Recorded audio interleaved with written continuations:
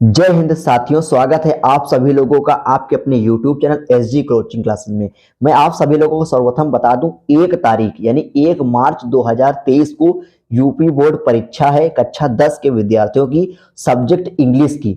सबसे पहले मैं आपको बता दूं, किसी भी परीक्षा से पहले उत्तर प्रदेश माध्यमिक शिक्षा परिषद अपना एक पेपर जारी करता है, जिसमें कि आने वाले एग्जाम में, जैसे कि 1 मार्च को आपका एग्जाम है, उससे 2-3 दिन पहले उत्तर प्रदेश माध्यमिक शिक्षा परिषद यानी यूपीएमएसबी एक पेपर जारी करता है, जिससे कि आने वाले परीक्षा में 50 से 60 नंबर तक के क्वेश्चन, यानी कि हम कह सकते हैं 70-80% नंबर इसी से फंस जाते हैं। तो क्यों ना हम सभी लोग ऐसे पेपरों को हल कर लें और हम सभी लोगों का रिजल्ट अच्छा जाए। तो दोस्तों, मैंने आप सभी लोगों के लिए इंग्लिश का पेपर हल कराने के लिए आपके सामने इंग्लिश का पेपर रखा है। आइए देखते हैं इसमें कौन कौन से प्रश्न पूछे गए हैं, जिससे कि होने वाली 1 मार्च की जो परीक्षा है इंग्लिश की, उसमें अधिक से अधिक आपके अंक आए और आप अच्छे अंकों के साथ उत्तीर्ण हो। तो आइए वीडियो को हम सभी लोग स्टार्ट करते हैं, देखते हैं इसके बारे में कुछ इंस्ट्रक्शन दिया हुआ है, दिशा निर्देश। सबसे पहले इसको पढ़ लेते हैं, ठीक ना।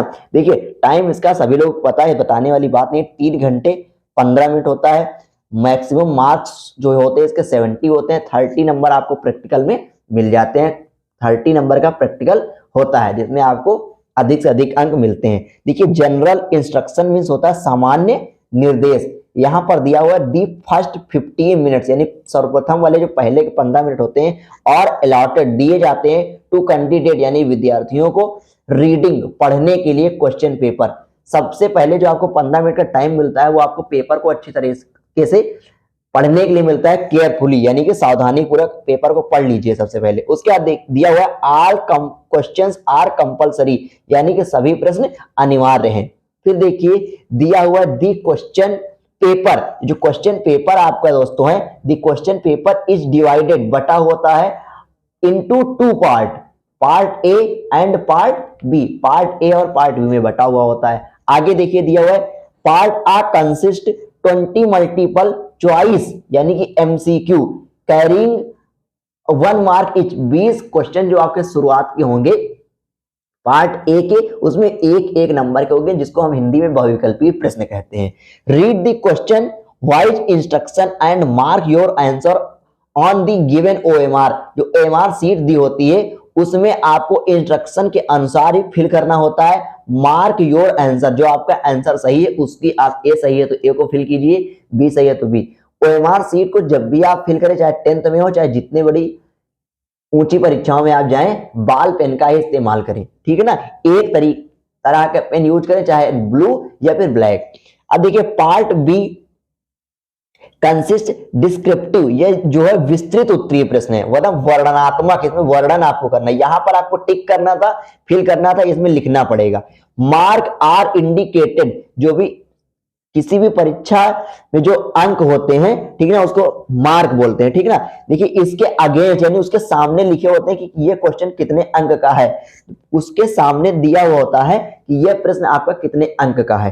तो दोस्तों, यहां पर दिया हुआ है पार्ट ए। आइए शुरू करते हैं पार्ट ए और देखते हैं इसमें किस प्रकार प्रश्न बनते हैं और इसका सही जवाब क्या होगा। तो सबसे पहले हम चलते हैं पार्ट ए की तरफ, क्वेश्चन नंबर फर्स्ट की तरफ। देखिए, यहां पर दोस्तों, देखिए सभी लोग अच्छे से ध्यान पूर्वक देख लीजिए। यहां पर दिया हुआ है क्वेश्चन नंबर 1, ठीक है ना। क्या दिया हुआ है? क्वेश्चन नंबर 1 दिया है, read the following passage carefully and choose the correct option to answer the following questions that follow. मतलब नीचे दिए हुए पैसेज को सावधानी पूर्वक पढ़िए और चूज मींस एकदम, मतलब आप सिलेक्ट कीजिए correct option to answer questions that follow, मतलब जो क्वेश्चन पूछ रहा है उसका सही जवाब बताइए। तो सबसे पहले इसका आपको अनसीन जो पैसेज दिया हुआ है दोस्तों, पैसेज दिया हुआ है, इसको केयरफुली रीडिंग करना है। This is a great lesson for all of us to learn that is matter the two extremes are alike, the extreme positive and extreme negative are always similar, when the vibration of light are too slow we do not see them, nor do we see them when they are too rapid। तो इसको सावधानी पूर्वक एकदम अच्छे से इस lesson को पढ़ लीजिएगा, तभी आप इसके जब मतलब पैसेज को अच्छे से पढ़ लेंगे तभी आप इस क्वेश्चन के आंसर दे पाएंगे। यहां पर देखिए दिया हुआ we are unable to hear a sound if, मतलब हम एक आवाज को सुनने में अयोग्य होते हैं, मतलब एकदम अच्छे से नहीं सुन पाते हैं जब वह इट इज टू लो, वह बहुत धीमे होती है, या इट इज टू हाई, बहुत तेज होती है, इट इज टू नॉइजी, बहुत शोरात्मक होती है, या बात ए एंड बी। तो इसमें दोस्तों जो सही जवाब हो जाएगा, बहुत धीमे बजेगी तब भी नहीं सुन पाते हैं, और जब बहुत तेज से बजता है कोई चीज तब उसको भी अच्छे से सुन नहीं पाते हैं, वो सिर्फ आवाज करता होता है। ठीक ना दोस्तों, इसका सही जवाब हो जाएगा ए, क्वेश्चन नंबर 8 का ऑप्शन नंबर डी। अब हम चलते हैं अगले प्रश्न की ओर, देख लीजिए बोथ ए एंड बी आपका सही जवाब, यानी ऑप्शन नंबर डी आपका सही हो जाएगा। चलिए अब हम सभी लोग चलते हैं प्रश्न संख्या 2 की तरफ। प्रश्न संख्या 2 आप सभी लोगों के सामने, the two extremes are alike, the two extreme are alike means, इसका मतलब क्या होता है?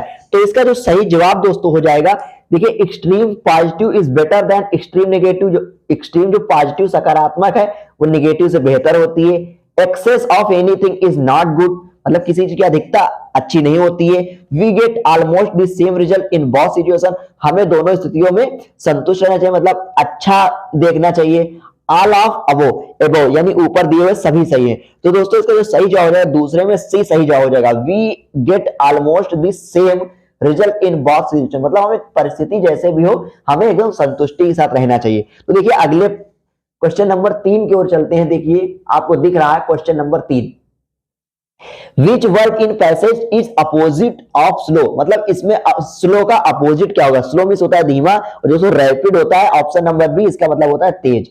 अब हम चलते हैं अगले प्रश्न की ओर, बिना समय को बर्बाद किए, जिसमें अधिक से अधिक अंक हो जाएं। देखिए दिया हुआ है question number 4, choose the correct option to answer the following. यहां दिया हुआ आई, इसे फिल करना है विद आई, फिर फिल करना है देयर विद माई पेरेंट, क्या फिल करना है? Will go, I will go there with my parent, मैं अपने पेरेंट्स के साथ वहां जाऊंगा। I went there with my parent, मैं अपने पेरेंट्स के साथ वहां गया। I had gone with my parent, मैं अपने अभिभावक के साथ वहां जा चुका था। तो इसमें तो दोस्तों हमें लग रहा है तीनों के तीनों सही हैं, हमें लग ही नहीं रहा है ये तीन के तीनों सही, यानी कि ऑप्शन नंबर आपका डी हो जाएगा, ऑल एबव, यानी all A B C are correct. ठीक है, इसका सही जवाब दोस्तों क्या हो जाएगा? All above A B C are correct. चलिए अब हम चलते हैं अगले प्रश्न की ओर। एकदम झक्कास पेपर आए हो, अगर आप हमारे चैनल पर नए हैं तो प्लीज चैनल को सब्सक्राइब करके अपने दोस्तों में एक बार शेयर कर दीजिएगा, और कमेंट करके बताइएगा आपको हमारे समझाने का तरीका कैसा लगता है। देखिए यहां पर दिया, if you want to know, यदि आप जानना चाहते हैं अबाउट न्यू थिंग, किसी नई चीज के बारे में, if you want to know about, बारे में, to new things, you are, तो एक लेसन पहले था, जब लकड़ी पानी में तैरती है तब एक बच्चा पूछता है ये तैरती क्यों है, अब हवा चलती है तो पूछता है ये दिखाई क्यों नहीं देती है, मतलब वो क्यूरियस बॉय होता है। कैसा होता है? Curious boy. तो दोस्तों सही जवाब हो जाएगा क्यूरियस। क्यूरियस में होता है जिज्ञासु। ठीक है, जिज्ञासु लड़का हो चाहे जिज्ञासु युवक हो, उसको हम क्यूरियस ही बोलते हैं। अब आगे देखिए प्रश्न संख्या 6 दिया हुआ है। प्रश्न संख्या 6 दोस्तों क्या कह रहा है? Rearrange the following word cluster to make a meaningful sentence, मतलब यहां पर जो उल्टा सीधा दिया हुआ है इसको हम एक लाइन से सही से एकदम सजाकर अरेंज करके, यानी रीअरेंज करके, और मीनिंगफुल, जिसका शब्द का, जिस वाक्य का अर्थ निकल रहा हो, ऐसे वाक्य को चुनना है और सही जवाब देना है। तो दोस्तों आइए देखते हैं इसमें करना क्या है। रीअरेंज करना है फॉलोइंग वर्डों को, जिसका मीनिंगफुल सेंटेंस, मतलब उसका अर्थ भी निकल रहा हो, ऐसा नहीं कि उल्टा सीधा हो। तो यहाँ loves my to share twice brother his, इन को मिलाकर एक सेंटेंस बनेगा। देखिए माई ट्वाइस तो यहाँ होगा नहीं, loves to share his brother, brother loves his twice to my share, ये भी नहीं होगा। देखिए यहाँ वर्ब भी बीच में आनी चाहिए जब से लव है। तो माई ब्रदर, मेरा भाई, लव्स पसंद करता है, टू शेयर बांटना, हिज ट्वाइस मेरे भाई को अपने खिलौनों को बांटना बहुत पसंद है। तो दोस्तों इसका सही जवाब हो जाएगा 6 में हो जाएगा आपका सी नंबर सही जवाब हो जाएगा। क्या हो जाएगा? 6 में सी हो जाएगा। चलिए अब हम चलते हैं अगले प्रश्न की ओर। प्रश्न संख्या 7 दोस्तों आप सभी लोगों के सामने दी हुई है, which of the following word is misspelled. Misspelled means, देखिए अब कुछ बच्चे यहां से क्या करते हैं, इसको ध्यान से पढ़ते नहीं है। यहां दिया हुआ मिसस्पेल्ड, अब यहां देखेंगे सही क्या है उसको लगा देंगे, उनको लगेगा अटेंडेंस सही लगा देंगे, एक्सेप्टेंस सही लगा देंगे, ये भी कहेंगे यार ये भी सही, क्या होगा, कोई भी लगा दो। इसमें कह रहा मिसस्पेल्ड, यानी कि जो गलत है उसको बताना है। यहां दिया अबंडेंस, अटेंडेंस, एक्सेप्टेंस, एक्वाइंटेंस। तो दोस्तों इसमें जो सही मीनिंग है ये तीन की तीनों बी सी डी, लेकिन ये जो दी हुई है अबंडेंस, इसकी स्पेलिंग मिसस्पेल्ड है यानी कि गलत है, तो इसका जो सही जवाब हो जाएगा ऑप्शन नंबर है, यही पूछा था, इसमें जो गलत है उसको बताइए। तो आपका क्वेश्चन नंबर 7 का ए ऑप्शन सही हो जाएगा। अब चलते हैं प्रश्न संख्या 8 की ओर। ही जंप्ड, देखिए ही जंप्ड इन या इनटू या फ्रॉम या एट, देखिए फ्रॉम वहां लगता है जब कहां से कोई चीज आती है, एट मींस पर होता है, कूदने की बात जहां है या तो इन होगा या तो फिर इनटू होगा। तो दोस्तों यहां होगा ही जंप्ड, वह कूदा, इनटू दी वेल, कुएं में, टू सेव बचाने के लिए, ड्राइंग गर्ल डूबती हुई लड़की को, ड्राइंग गर्ल में डूबती हुई लड़की को, वह डूबती हुई लड़की को बचाने के लिए कुएं में कूदा। तो इन नहीं होगा, इन वहां पर होता है जैसे कहते हैं some money in my pocket, वहां इन होता है। यहां कूदने की बात है, मतलब गहराई, ऊंचाई से कोई गहराई के संबंध से लेकर बात आती है, वहां पर इनटू होता है। 8 नंबर का बी सही जवाब हो जाएगा, इनटू होगा। चलते हैं हम सभी लोग अगले प्रश्न की ओर। अगला प्रश्न दोस्तों आप सभी लोगों के सामने दिया हुआ है, read the passage given below, choose the correct option to answer the question that follow. देखिए जल्दी जल्दी करा रहे हैं जिसमें कि आपके अधिक से अधिक अंक आज ही तुरंत अभी आप तैयार कर लें। देखिए I finished my poem and it was beautiful, it was about a mother. सबसे पहले इसको पढ़ना है, रीड दी पैसेज गिवन बिलो। बहुत लोग क्या करते हैं, बिना पढ़े इसका अर्थ लिखना शुरू कर देते हैं, तो ये सब नहीं करना। अब आप बच्चे नहीं बचे, इसको सही से पढ़िए। तो इन एनी पोएम, अब क्वेश्चन पूछा है, इस पैसेज को पढ़ चुके, अब इसका क्वेश्चन का आंसर दीजिए। In Annie's poem the duckling and father swan symbolise, मतलब जो डकलिंग और फादर हैं ये आपस में एक दूसरे के क्या लगते हैं, मतलब इनका रिलेशन क्या है, इसमें मतलब क्या पूछ रहा है ये देखिए। तो चिल्ड्रन एंड पेरेंट है, ये एनी एंड मिस्टर किसिंग है, एनी एंड नाइबर है, क्लास एंड स्कूल है। तो जो तो 9 हो जाएगा, इसका सही जवाब हो जाएगा एनी एंड मिस्टर किसिंग हो जाएगा। 9th में आपका बी जवाब बिल्कुल सही है। अब चलते हैं 10 की ओर, इसी पैसे से इसका भी जवाब देना है। तो दिया हुआ है, दिख रहा है आपको, mister Keesing and assigned, mister Keesing had assigned any extra homework earlier because, मतलब मिस्टर जो किसिंग था ये एनी को एक्स्ट्रा होमवर्क देता था अर्लियर बिकॉज, क्योंकि ही हेटेड, उसे घृणा करता था। Any was poor in math, वह गणित में कमजोर था। Any and misbehaved with him, any उसके साथ मिसबिहेव करता था। ये any talk too much in the class, जो एनी था टॉक में बातें बहुत करता था, टू मच बहुत अधिक इन द क्लास, तो क्लास में बहुत बात करता था, इसीलिए उसके टीचर उसको होमवर्क अधिक देते थे। तो इसका सही जवाब हो जाएगा 10 में डी हो जाएगा। चलते हैं 11 प्रश्न की ओर। प्रश्न 11 कह रहा है, इसमें देखिए choose the correct option to the answer following question.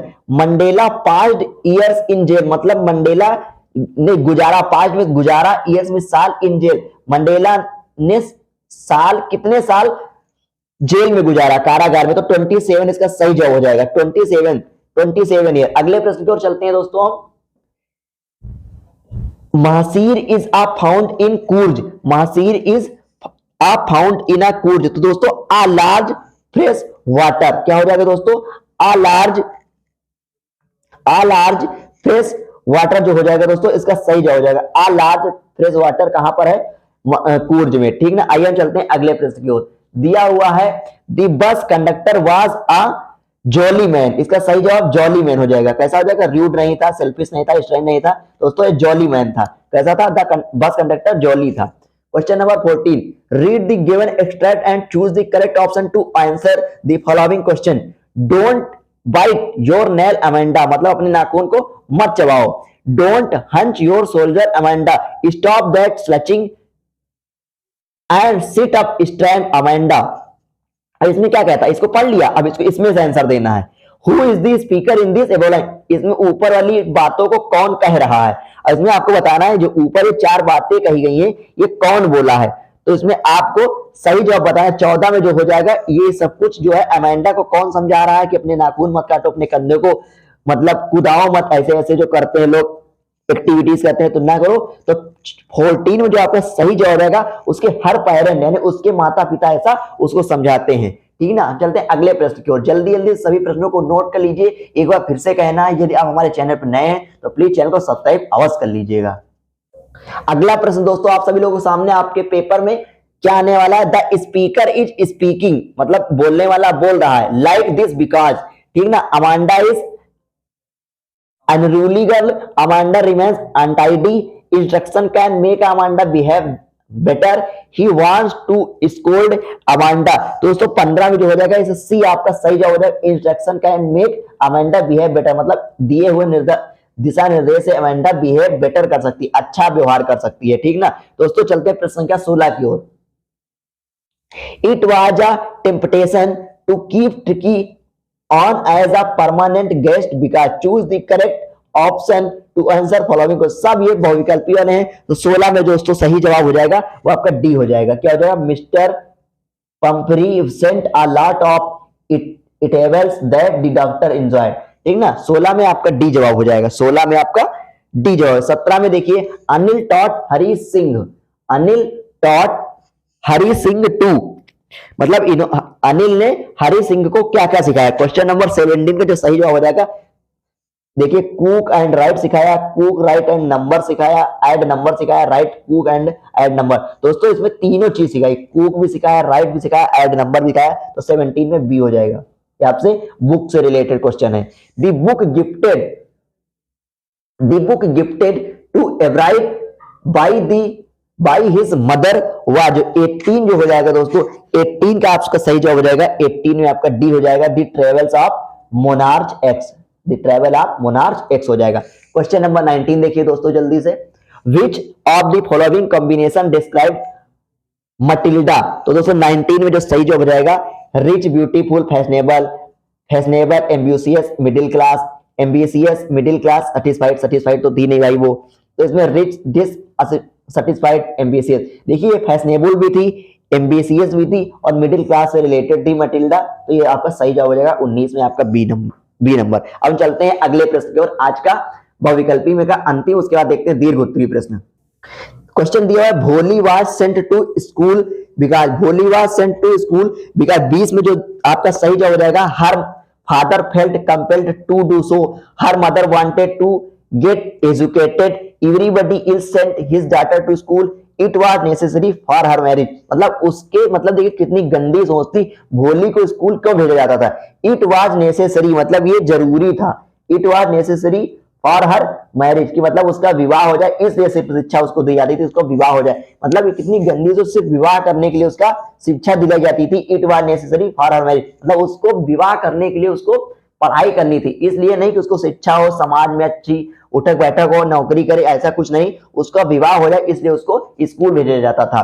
Part B में देखते हैं दोस्तों क्या दिया हुआ है, चलिए अच्छे से पढ़िए। अब 20 के 20 नंबर आपके कहीं नहीं जाने वाले हैं। अब आगे देखिए, read the following passage and number the question that flow, इसको आपको अच्छे से पढ़ लेना है दोस्तों। और इसमें दिया हुआ है when we enter New York harbor the first thing we see in the Statue of Liberty what impress us the most, इसको अच्छे से पढ़ लीजिएगा। और इसमें देखिए क्वेश्चन दिए हुए हैं, what does the Statue of Liberty represent, मतलब Statue of Liberty क्या दिखाती है, 2 अंक का प्रश्न है। What is meant by the underline portion, जो अंडरलाइन का पोर्शन है इसको आपको हिंदी बतानी है, ठीक है ना, इसका मीन्स क्या है इंग्लिश में ही। How did America collect money install the statue, मतलब इसको बनाने के लिए अमेरिका ने कैसे मतलब धन को इकट्ठा किया, 2 नंबर को आपको क्वेश्चन का आंसर देना है। Which word in the passage mean requested, requested का मीन्स क्या है, ये आपका 1 नंबर, यानी कि इसको आप अच्छे से जब पढ़ लेंगे तो 3 1 ये 7 अंक का आपको हासिल करने से कोई रोकने वाला नहीं, बस बशर्ते आप इसको एक बार अच्छे से पढ़ लीजिएगा। इसका आप स्क्रीनशॉट ले लीजिएगा जिसमें कि आप इसको अच्छे से पढ़ लें और इसके क्वेश्चन के आंसर आप लर्न कर लें।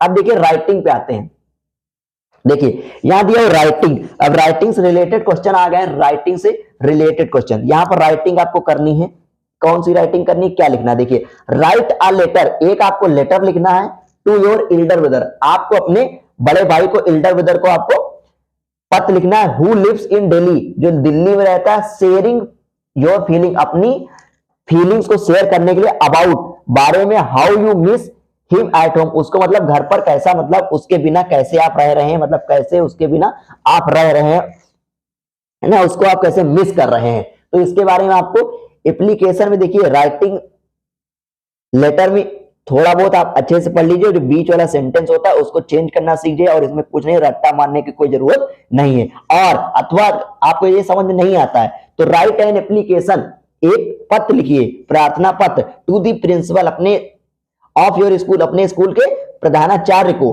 टू कंप्लेंट शिकायत करने के लिए दैट दी वाटर टैंक, जो पानी की टंकी है, इन दी स्कूल की are not being clean regularly, मतलब समय पर वह टंकी को साफ नहीं किया जाता, इसलिए पानी से मतलब उससे देखिए समस्याएं आ सकती हैं, बच्चे बीमार हो सकते हैं दूषित जल का सेवन करने से। इसलिए आपको उनको एक प्रार्थना पत्र लिखना है और उनको बताना है स्कूल के बारे में समस्या, जो पानी की टंकी है समय पर साफ नहीं की जाती है, जिससे कि बच्चों को कई प्रकार की बीमारियां हो सकती हैं। तो दोस्तों ये आपका 4 अंक का था, चाहे आप लेटर लिखे चाहे आप एप्लीकेशन लिखे। आगे देखते हैं पेपर में क्या आने वाला है।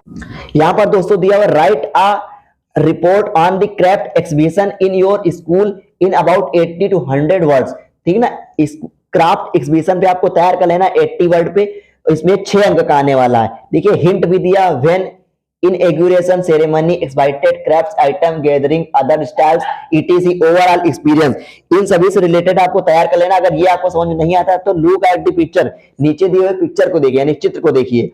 Below taking clues from it right an article on, इस पे एडवांटेज यानी लाभ एंड डिसएडवांटेज यानी कि हानि ऑफ इंटरनेट, मतलब जो इंटरनेट सुविधा आपको मिल रही है इससे आपको नुकसान क्या है और फायदे क्या है। इन अबाउट 80 to 100 वर्ड यहाँ पर दिया हुआ है। Communication forum, online shopping, entertainment, online courses, inter addiction, cyber crime, school afternation, school innovation, internet, इससे आपको क्या फायदा है क्या नुकसान, चाहे आप क्रैफ्ट एग्जीबिशन पे लिखिए चाहे इंटरनेट पे। 6 अंक आपको इसी से आपको हासिल करने हैं इंटरनेट से, ठीक ना। इंटरनेट आप अगर अच्छे से यूज करते हैं तो आप इसके बारे में 1 पेज 2 पेज अच्छे से लिख सकते हैं, 6 अंक में से आपके 6 अंक मिल जाएंगे। चलते हैं अगला grammar portion. Rewrite the following sentence, मतलब ये इसको रीराइट करना है by changing into indirect speech. नीचे दिए हुए सेंटेंस को please allow me to play, Kiran said to her mother, Kiran allow me to play, मतलब हमें अनुशासन दीजिए खेलने के लिए। इसको आपको कहां चेंज करना है, आपको इनडायरेक्ट डायरेक्ट इनडायरेक्ट, हाँ डायरेक्ट से इसको इनडायरेक्ट बनाना है। फिर अगला दिया change the following into passive voice, I know you very well, मैं तुम्हें बहुत अच्छी तरीके से जानता हूं, इसको आपको पैसिव वॉइस बनाना, 2 अंक का ये भी है।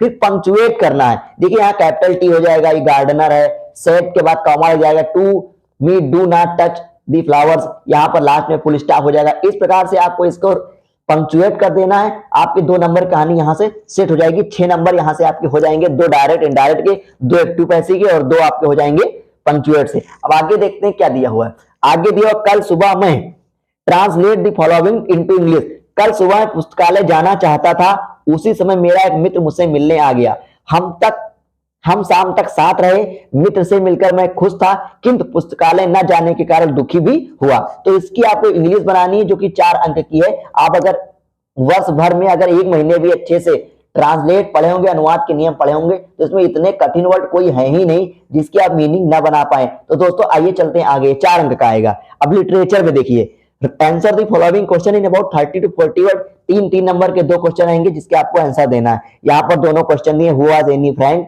Where did he she write her diary, how did she Valli save money from the bus ticket. ये दोनों क्वेश्चन के आपको आंसर लिखने जिसमें आपको आंसर पता होगा। अब देखते हैं आगे।